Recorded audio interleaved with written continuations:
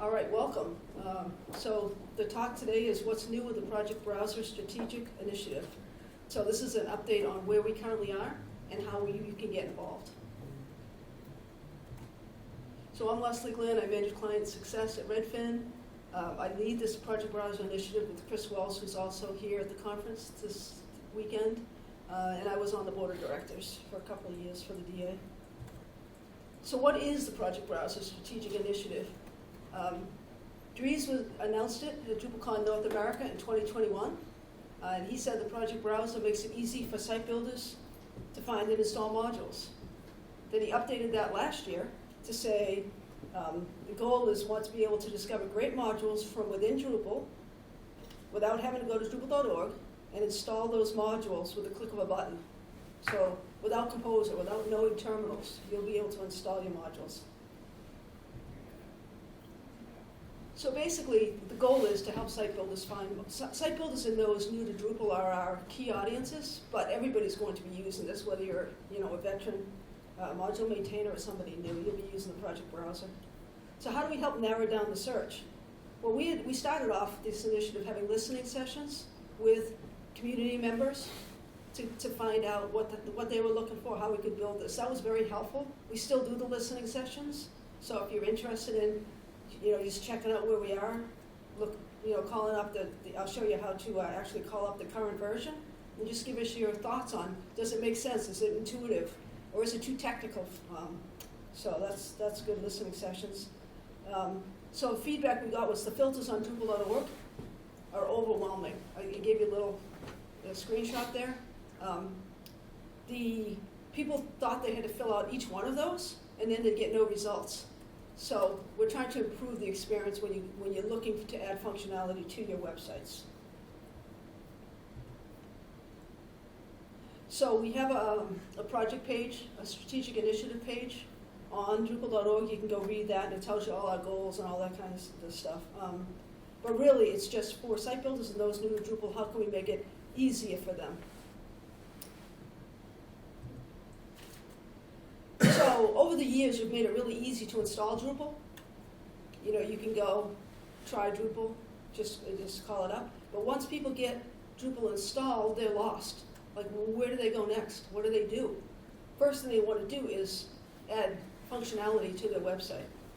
So it's like walking into a grocery store. You're trying to find ingredients for a breakfast, and you just see this huge aisles of all these, if you go to Costco or BJ's or something, you see aisles and aisles of cereal, and where do you go? How do you start your search?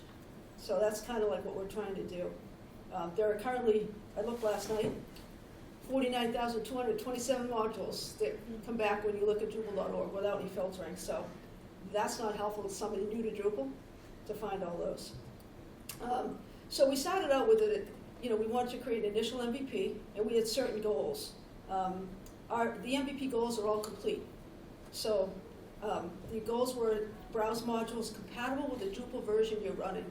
So you have a Drupal 9 site, it's not helpful for us to call back Drupal 7 modules. So we automatically detect what version of Drupal you're in and only return modules compatible with the version of the website you're in. Okay? So the Project Browser, I didn't say, actually is running from the website.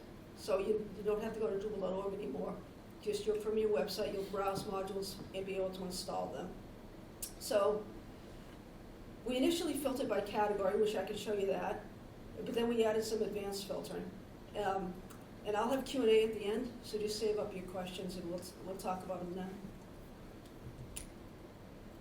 So currently, there's a Contrib module for Project Browser. It's actually project/project_browser. We currently have a 1.0 beta version of that, which is really good. We're trying to get it into Drupal, maybe Drupal 10.2.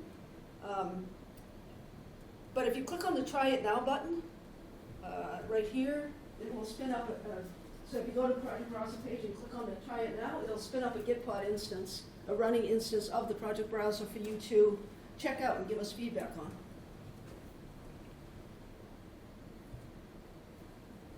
All right, so once you run Gitpod, it's a little tricky, but in the top right, there's a lot of information on Gitpod. It gives you all the code and all that. But in the top right corner, it actually is the website. So if you see the blue Drupal there. That is the website, and there's a button at the top right which expands this to be full screen. So one way to contribute, if you've never contributed to Drupal, is just to spin up the project browser and give us feedback. You get contribution credit just for helping us with that. And that's very valuable information from people. How well are we meeting your needs? So if you click on the browse, so under extend, there's a new link called browse modules. And that'll bring you to the project browser. The question is, right now when you just go to extend, it gives you the whole list of modules. Do we make browse the default? Eventually everything in that list there, I think we'll be able to do from within the project browser. So we're discussing whether we do uninstalls from within the project browser as well, in addition to installing from the project browser.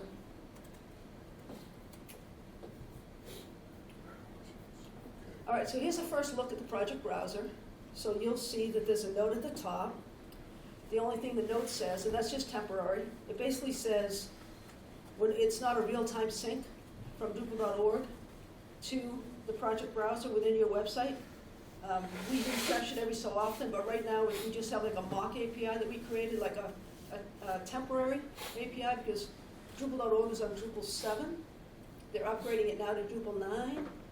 So we will have a real-time sync between the two. So whatever's on Drupal.org will be on the project browser, but we're not quite at that level yet. So it's close, but it's not real-time data. The default sort right now we have by most installed. And we have other, the main filters, which you can see in the top blue here, is it compatible with your website? Is it maintained? Does it fall under the security coverage, security policy? So those, by default, those are the modules that will be returned. But advanced filters let you do more things. So some of the maintainers, if you want to look at more advanced things, you can go beyond what we have there. All right, so what have we accomplished so far to date? Like I said, we had our listening sessions. We decided on those default criteria that I just spoke of. We created both grid, which are cards, and list views. Don't know if we need both. That's some feedback we need from the community. Is it helpful to have both those views? We did a first cut at proposing descriptions for the categories, because the categories, as you notice, were on the left side of the project browser. Well, what do those categories mean? I'm new to Drupal, how do I know which category to select? So we created some descriptions for those. I'll talk about categories. We have a lot of work to do with categories, but I'll talk about that later. We released a beta version, I already said. One thing that is new that might be of interest is we allow multiple versions, multiple sources of data, and I'll show you a slide in 1 minute of that. And we replaced the install instructions. So initially in our MVP version, when you looked at a card, you said, I want to install this one, it just brought you a list of commands for you to cut and paste, like the composer commands. That's intimidating for new users. So we've now actually, using the package manager initiative, the automated updates initiative, now you can click on the button and it actually does the install without you ever having to know anything about Composer, which is super helpful for people who aren't necessarily developers or as technical. So here's the project sources. You can define multiple sources of data. The default is bringing back contributed modules. So anything that's in the Contrib space, that's what comes back by default. We've now allowed one of the sources to be Drupal core, because there's a lot in Drupal core like Layout Builder that maybe not turned on by default. Media might not be turned on by default, so you might want to go enable those type of things. You might want to say, where are the core, what's in core? Because I can just imagine discussions amongst the community, oh, you should use Layout Builder. They go to their website, they search for Layout Builder, and it doesn't come up because it's not a Contrib module, it's a core module. So how else can we use these sources? Well, if you're a university, there was somebody at the last time I gave this talk from the University of Colorado, I believe, and they have their own set of allowed modules. So everybody that's on their campus can only use a certain set of modules. So they can have a source, so instead of bringing back all Contrib, it just brings back the ones that they're vetted and they want everybody to use. So that's a source. So basically the way we're doing that is there's configuration for the project browser module, and by default, the default shows you here, it's enabled, the Drupal.org Contrib modules, but then you can also add core, and then you can add other sources here as well, so that you can have your own set of vetted modules that you want people to use. So that's good. That's something we've added since MVP. Now the automated updates initiative. The idea is for you to be able to click a button and have your modules be installed. So we changed from just listing the commands to actually doing the install via Composer. So as you can see there, the button on the leftmost thing says, it used to say view commands. Now it says add and install. Once you click the add and install, on the right-hand side, it'll show you the progress. It'll say it's in progress, or it's requiring these modules, or whatever. That is doing everything that you used to have to do in Composer automatically for you behind the scenes. Now, does it always work perfectly? No. Not yet. Not yet. So, by default, auto install is not turned on. So if you're somebody that says, okay, I don't want it to automatically update, you can turn that off. There's just a little flag there that says allow installing via the UI. So you can decide whether, some of the companies, the agency says I don't want that automatically doing it, you can just uncheck that. But for those new to Drupal, you probably want that checked.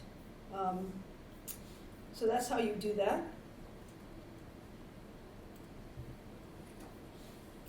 There is an existing issue with Package Manager with Symlinks. Now, this is very technical. Chris is going to come in at the end to answer all your technical questions. Chris Wells, the other initiative lead. But Symlinks, they're currently not supported, and they cause errors with the install. So you see the red error there? If you click add and install, you might get errors like this.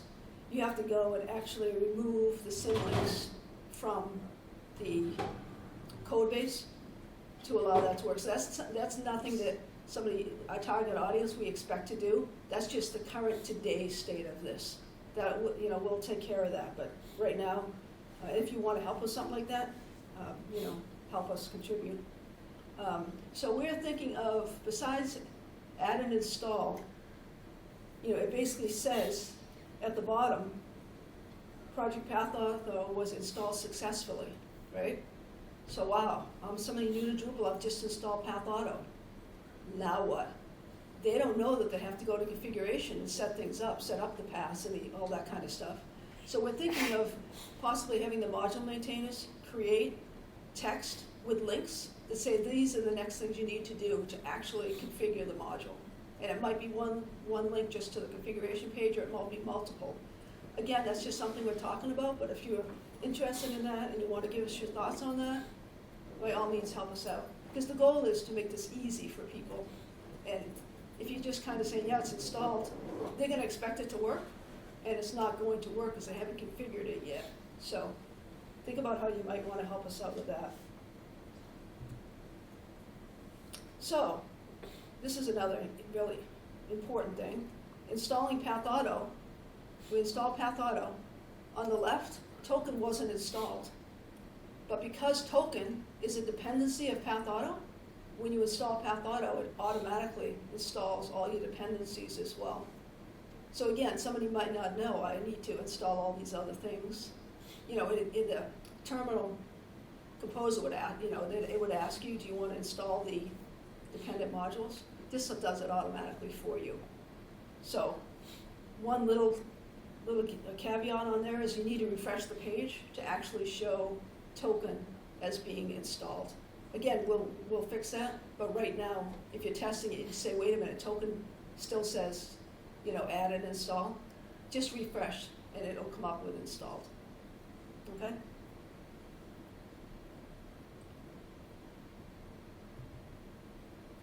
So that's where we are today. So all of that is not perfect, but that's everything, a lot of things have been accomplished since we started this with a lot of community input.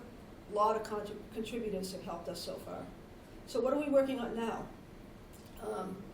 This is important. We had people like Lydia and others work on this yesterday on Contrib Day. First thing we need to do is update the content on Drupal.org, right? So the card that I showed you for the project browser has the module name, has a logo, has a short description, and it has the top 3 categories for that module. So we need help doing that. So I created issues for the first 50. I need to create the issues for the next most installed 50. Create a logo. So if you're a designer and you want to help out, create a logo. Short description, we want 200 characters or less, and we want it to be not technical. So if you're searching for modules and you say, hey, is this something I'm interested in? You would know from that short description whether you want to look further, okay?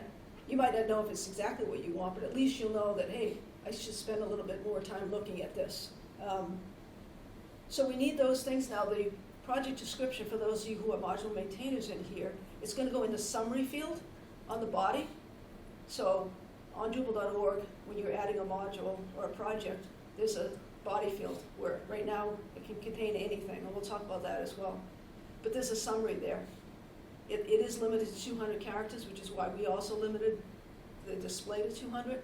But if you're a module maintainer and want to help us out and just go do that before we get to it, by all means you can do that. So that's one thing we're doing. That's content, okay? So the content, the project browser is only good as the content we display. So we need help from the community, from the maintainers, from everybody, getting that content up to speed. And those are pretty straightforward, pretty easy contribution tasks. You can get a couple done. You know, somebody yesterday, they were reviewing all the ones that have done so far. They were reviewing the logos, reviewing the descriptions. You know, that's a credit as well, just reviewing other people's work. So everybody in here can, if they want to, they can help us out. Another thing we're currently working on is defining the project detail page. So right now, if you go to the project browser, when you click on that try it now, you spin up the project browser. When you click on a card and go to the detail page, it's just a proof of concept. It just shows part of the body field. That's not our goal. So the project detail page right now, don't say, oh, you know, that's, you know, it's not helpful. We haven't got to defining it. They just want to prove that they can go to Drupal.org and pull back information. So that's where the detail page stands. We'll talk in a minute about what help we could use with that detail page, defining that detail page. So one of the things for the detail page is we're considering creating a base template for the body field. Right now, module maintainer, project maintainer, they create the module, they can put whatever they want in that body field, in any order, whatever information they want. So we're trying to come up with a template where there'd be certain sections that you would fill in. So some of the feedback we've received, as Jacob does in web form, is give us some screenshots, give us some help in terms of what we should be, you know, how does it work? What do we need to know? So that's the base template. Another thing we're doing is reviewing the categories, which I've spoken about a little bit. We'll get to more details. We are migrating from the mock API draft that I told you about to the real Drupal 9 API. So if you're technical and want to help with that, we need help there. We're converting from Drupal CI to GitLab CI. That's another big project. The JavaScript we use is Svelte. So if you're new and you don't know what Svelte is, come on over, help with the project browser, learn Svelte. But we need to make that more themable, the front end of Svelte. So that's another thing we're working on. And we want to try and get the maintainers involved. I haven't yet reached out to the maintainers because I want to. Maintainers of modules or Svelte? Yes, module maintainers. Module maintainers, because we want them to, and I'll show you a slide on this in a minute, we want them to be able to take the information that the community's coming up with for the logos and descriptions and actually incorporate that into their project pages. Again, it's just going to be suggestions that we're making. No, we're not saying module maintainer, you need to go put this as your summary. It's here's what the community come up with for a summary, and you can choose whether to use that, tweak it, or, you know, however that works. So that's what we're up to currently. So, like I said, we created a meta ticket for each of the top 50. This says 100. We want to do 100. We're only at 50. So there's a meta issue that says go to the whatever module's on here, web form module, let's just say, and the meta ticket will have 3 child tickets. So we split up the tickets, one for the logo, because a designer might want to do that piece. One for the description, because of, somebody that's good with content might want to do that piece. And then the categories is a little bit more difficult, so we might need somebody a little bit more experienced to decide what categories to go along with each one of these. So there's 3 separate tickets that are all linked together. So how do you find out where these tickets are? Well, we have a Kanban board that actually has all the tickets for these content updates that are needed. So you can just go there and look at this dashboard to see where things fit.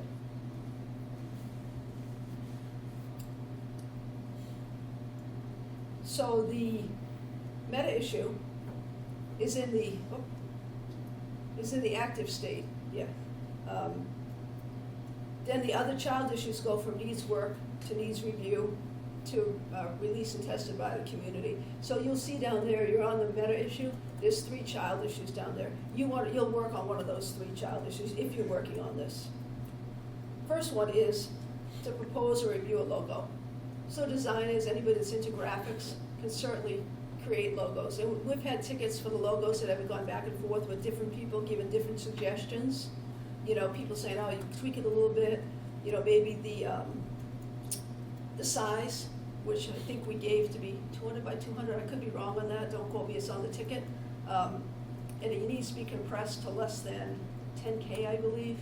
There are people who review just to make sure that those requirements are met. So that's an easy way to contribute as well. Second thing is to propose a short, key being non-technical description, 200 characters or less. So that's something that folks can help with. And then proposing the current, the 1 to 3 categories. We're currently using the current list of categories, but that might change. So where do you begin? You come to the Kanban board, and there's 2 columns you want to look at. Needs work, for those of you who have not contributed before, needs work means we need the logo created, we need a description created, so it's the first step. Then there's a column for needs review. Just help out by taking a look at what other people have contributed and see whether it meets the requirements that are in the description or whether you feel that maybe a little tweak is necessary. Once it goes to needs review, and if it's all set, then it moves over to reviewed and tested by the community. Okay? Then the goal is, let me see if this is on the next slide. So we're looking for feedback for all of these tickets from those new to Drupal and those that are site builders. So let me go back. For module maintainers, the idea is once these 3 tickets get completed for your module, we'll drop an issue into your issue queue with links to these different things that people have created, community members have contributed, and then the module maintainer, because they're the ones that actually update the project pages. So they'll decide, do I agree with this information? Sorry, I understand for the top 100, but why not go to the maintainers first and just have them do the descriptions and then the contributors edit it and improve it? Great, that's a good question. The reason we decide to go to the community is the maintainers typically have an idea of what it is. They're typically developers. They think more technical. So we figured let the community members take a stab at creating non-technical, and then we'll give it to the maintainers. Maintainers are very busy. They maintain a lot of modules. They have full-time jobs. So we want to do what we can in the community to help them. So that's why we're not. Can they go in and do this stuff themselves without the community? Absolutely. But we're trying to help the maintainers out just because they do so much for the Drupal community already. Why not give them a little help? Okay? That's a good question, though. All right, so what about these detail pages? Who's looked at a project detail page at Drupal.org? You went and said, I want to see what Pathauto does. Every time you go to a project page, completely different, no consistency. Web form, beautiful, has all kinds of information. Others have very little information. And you can't find what you're looking for. You have no idea what to find. So there's no consistency. But what's the most important information that people looking at modules are looking for? So definitely need feedback from the community on that. what do you want to show first? Is it the maintainers? Is it, what the last time that the issue queue was updated? What is the information that's most important? Is it the description? So, often there's more than one module that does a very similar thing. How do you vet the modules? How do you, as a consumer looking to buy the cereal, figure out which one I want to buy? What are the ingredients? So we're looking at making that more standardized. There is a ticket. Now, this is the Drupal.org project page, and I forget, I used the Meditate module as an example, but there's a lot of information on this page. When I train, I typically say, go to the number of installs. Go look at the issues and see if the issues are being worked on. There's certain things that I, as somebody that trains people, would say would be most important, but you as a community, what do you feel is most important for people to see? Okay, so that's feedback we definitely need. We haven't really done a lot of work in this area, but again, the project browser is only good as the content, only good as what we deliver, so we really need to work on this.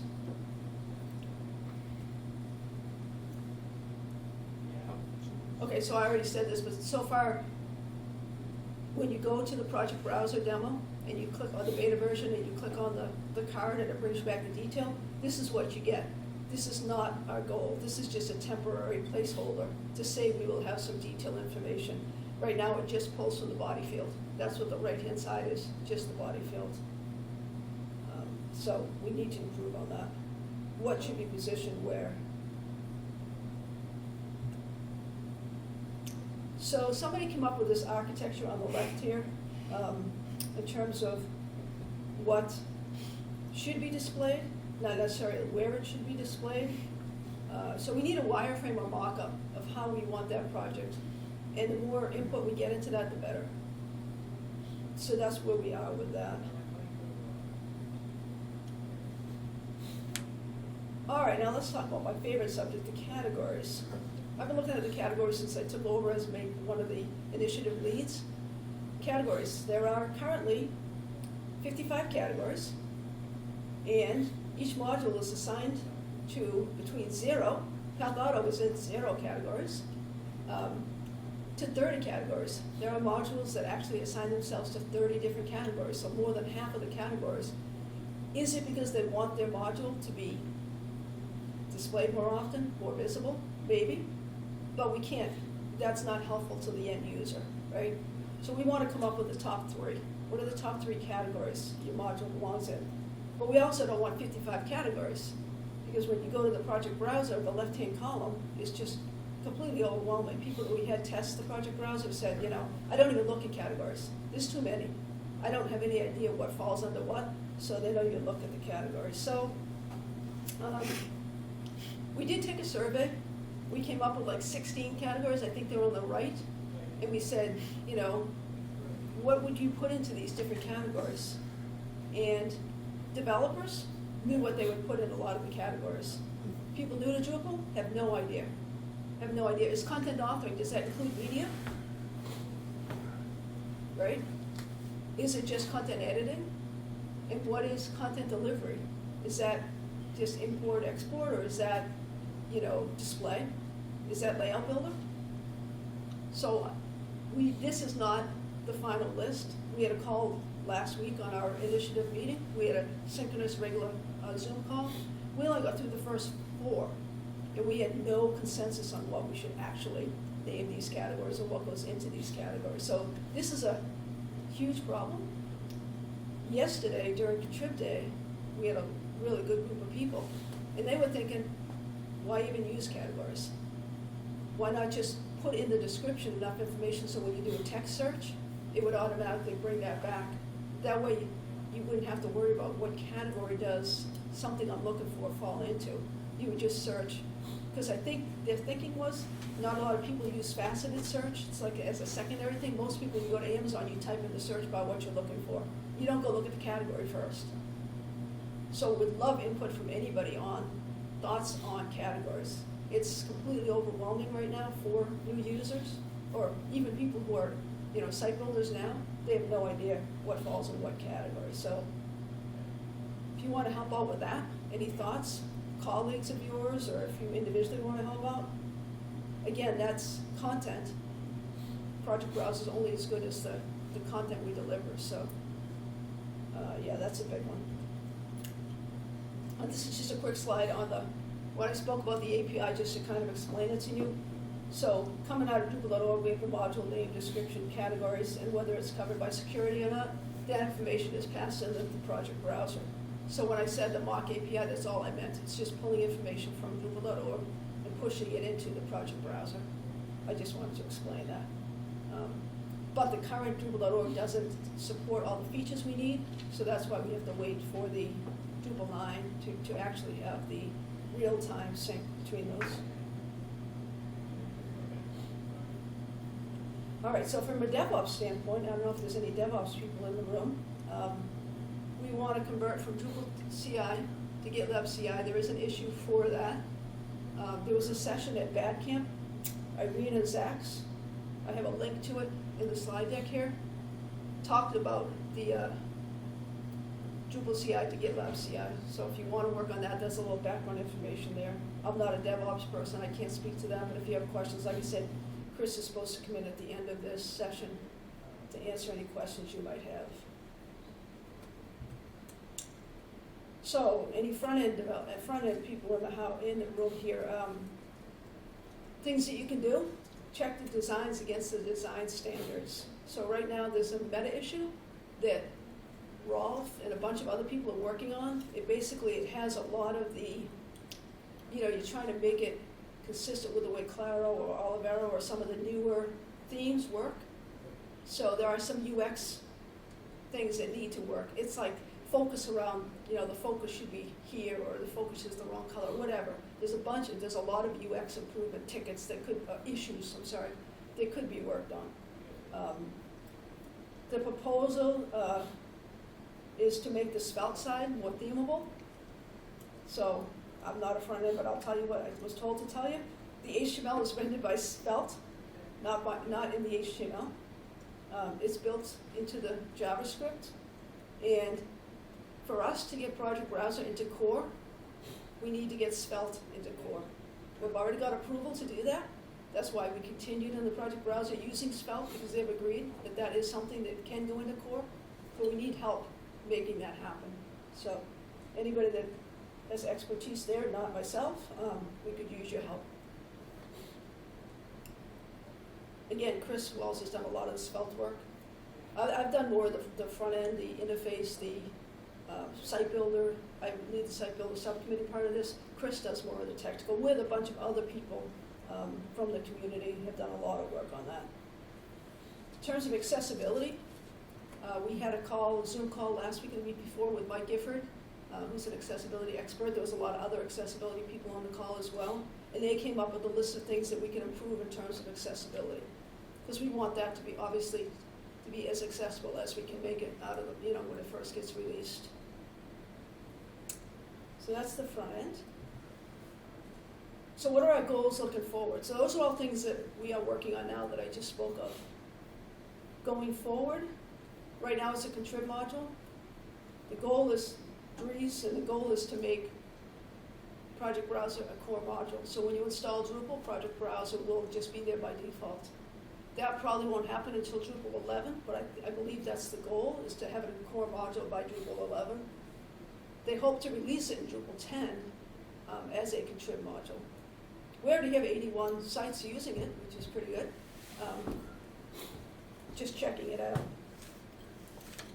We're also looking into expanding to include the new recipes initiative. Recipes distributions, a new way to do distributions. The idea there, we in Project Browser, when we first started talking about it, we talked about use cases, like I want to create an event management site. So what do I have to do? What modules do I need to create an event management site? So we called it a use case. Recipes is taking that another step further. So not only will it bring back the 10 modules you need to do event management, but it'll do the configuration to hook everything up together. But it won't be a distribution. So a recipe, you can have multiple recipes on your website. You can have commerce with event management, with workflow. Each one of those might be a different recipe. So when you say, I want to include this recipe, it brings over the modules and the configuration. but you're not locked in like you're locked into a distribution and you can't make any other changes. So that's a cool concept. They're just starting to work on that. That's something you can help out with if you choose to as well. Then we have the ecosystem. So correct me if I'm wrong, Jane, we'll use WebForm as an example. WebForm has an ecosystem. WebForm is the main module, but then there's a lot of modules that work with WebForm, right? An example would be WebForm.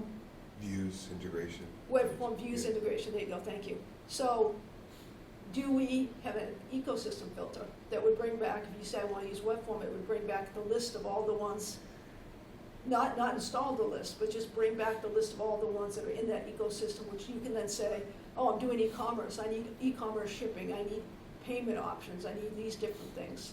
So that's ecosystem, that's not on our MVP list, but that is something that we're looking at doing. So feedback on that would be great. Eventually, so right now we just do modules. We might do recipes, which are modules. Eventually, maybe we'll do themes as well. I personally don't see a need for that as much as just regular modules, because usually you have a theme until you redesign it 3, 4, 5 years down the road. It's not something that you're doing every day, like you're installing new functionality all the time, but you typically don't. And that's just my personal opinion. I could be completely wrong on that. But so themes is something we're looking at further down the road. Okay, so I said recipes, distributions. This is what we used to call use cases in Project Browser. So this is exactly what I just said on the other slide, sorry. It's just bringing in groups of modules that perform a function. But this is what people want. If I go to a website and install Drupal, why did I install Drupal? Because I'm running design for Drupal, and I want an event website. So what do I need to create an event website? Hopefully there's a recipe created by the community would allow me to click the button and it would bring all the modules and config so that I could just set up an event, speakers, sponsors, all that stuff would automatically be done. I wouldn't have to think about which modules do I need to build this event website. Okay? That's what the recipe distributions initiative is. There are weekly phone calls for that as well, if you're interested in that. So, as I was telling people that were here earlier, typically I give this talk the day before the contribution event, and everything I spoke about we then work on during the contribution event, but this, because of the space and the fact that we couldn't have all these rooms yesterday because it was a regular day at the college, we did this yesterday. But here's information, just for people that are listening to the recording or people that might not have come to the day yesterday. But what we did yesterday was we tested the latest feedback. There were new people in the room who had never seen Project Browser and didn't have a lot of Drupal experience. They gave great feedback. We talked about the project detail pages. We talked about the categories and what to do about that. We had a lot of people working on adding logos, short descriptions, that kind of stuff, and reviewing each other's work. We moved that along really well yesterday. And we tested the package manager integration. So that's not yet in the beta version. So if you download it, because of that Symlink issue, you need to do it locally, and there's some things that you need to know to be able to do that. So you all won't be able to do that, but it is working. And we had somebody test that, walk through the whole process yesterday, and he very successfully did it and clicked the add and install, and it installed it. And like I said, it installed token because it was dependency on Path Auto. So it all worked. But we had somebody sit down yesterday and do all that work for us. That issue had just been sitting there waiting for someone to test it. And someone in the room said, I'll do it. So Chris was there, and they actually worked through it together, and that was great.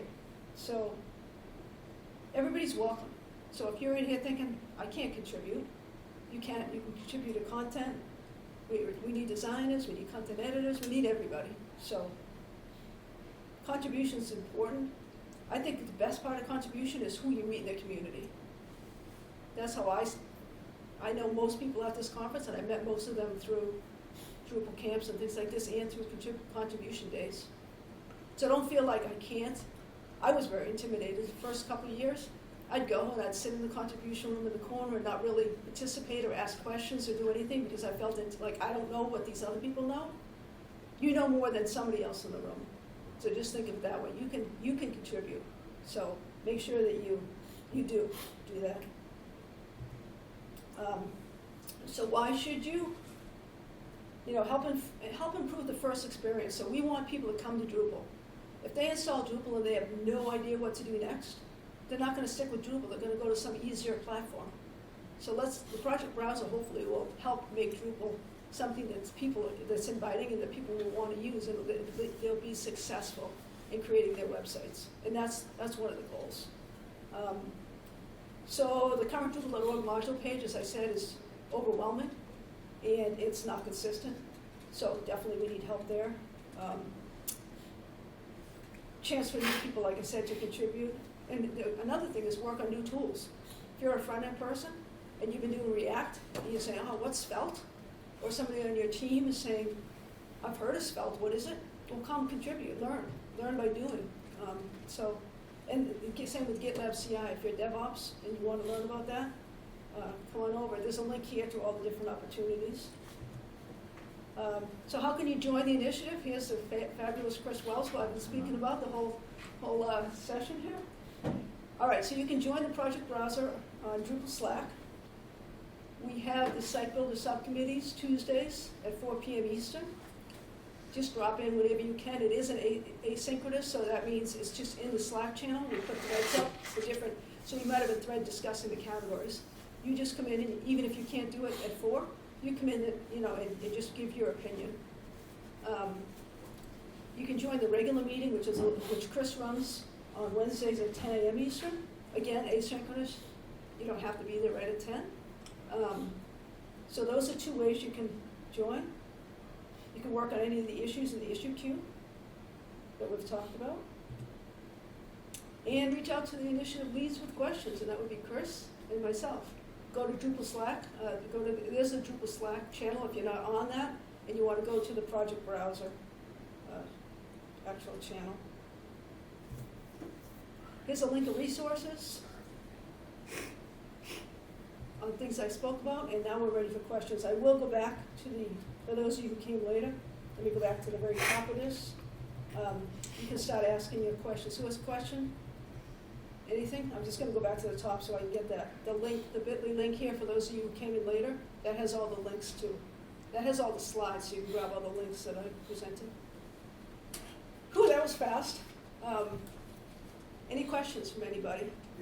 What's the timeline you're looking at? Because I can give an observation that there's a lot going on here. There's a lot going on. And there's got to be a cutoff, because it could never end.